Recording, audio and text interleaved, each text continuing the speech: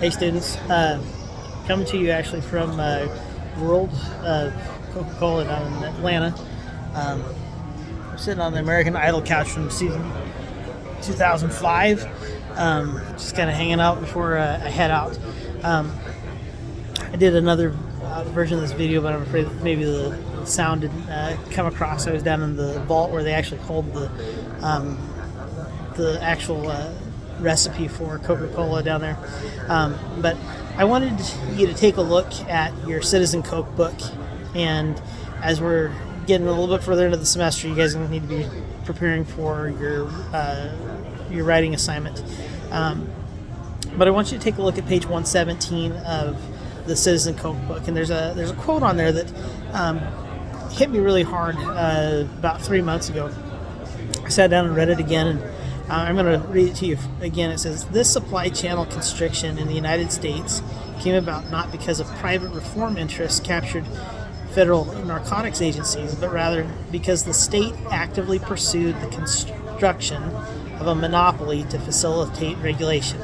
And it's that last part, is that the state, meaning the United States, actively pursued the construction of a monopoly to facilitate regulation. Monopolies are somewhat what we would say run afoul of what we're going to be reading about in chapters 10 and 11. Certainly we have public monopolies that are granted because of patents, because of trademarks, because of, there's a number of things that the United States grants those monopolies for. Many of our power plants and things like that, those are monopolies. And certainly if it is a monopoly, it's easier to regulate because you're going to have fewer entrants that are working on it. And so I want you to, hopefully you've had a chance to take one of these or studied this at some point in time in your past, but if you haven't, what I would like you to take a look at is Michael Porter's 5 Forces, or it's sometimes called the Porter's 5 Forces model. And it talks about these 5 items, which is competitive rivalry, supply power, buyer power, threat of substitution, and threat of new entrants. And as we apply that model to various businesses, and Coke in particular, we're going to see that they created competitive advantages ahead of their competitors. And some of those competitors don't exist any longer or have been purchased through merger and acquisition. But as we use our text, the McAdams text from chapters 10 and 11, there are cases that are listed there, and there are also statutes that are listed there, and there is also a couple of different rubrics for looking at a case of anti-competitive behavior. And what I'd like you to do is to take those cases, and don't just quote the page number in McAdams for your reference. Like, pull it up on Westlaw. You can do that through the library resource that's that's through CSC. Use the primary source instead of the secondary source of McAdams. But I want you to analyze what Coke has done, and that's fine if you're choosing sugar, or if you're choosing merchandise number 5, or whatever it is that you want to choose as far as an industry. But there are things that Coke has done to create competitive advantage. But there's one case in particular, and there's a little blurb in it, that the judge comes in and he says it's not market share that is going to dictate whether or not we say that a company has run afoul of the Sherman Antitrust Act or the Clayton Act. It's how they maintain that share of the market. And Coke has done things to maintain its share that I don't believe are legal. At least they wouldn't be legal now.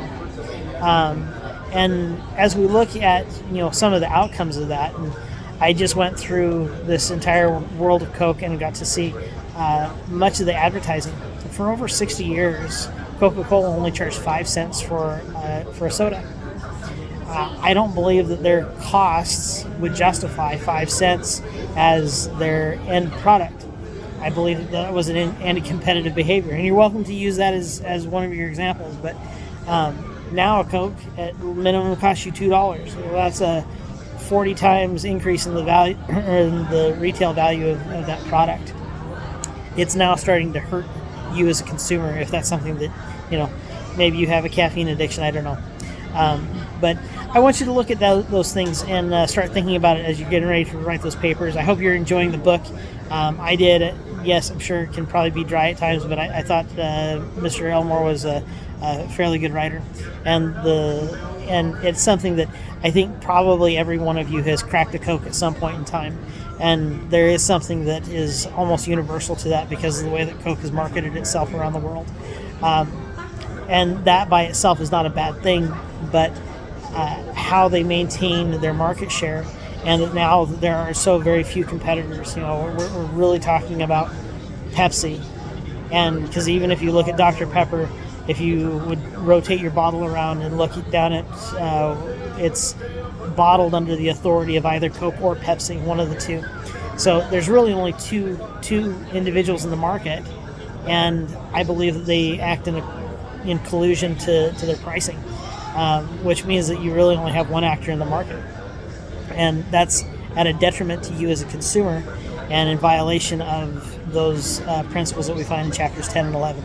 So take a look at it. I hope you had enjoyed it. I'm enjoying my time in Atlanta, and hope that this gave you just something to snicker about as you get ready for your writings. But we'll talk to you soon.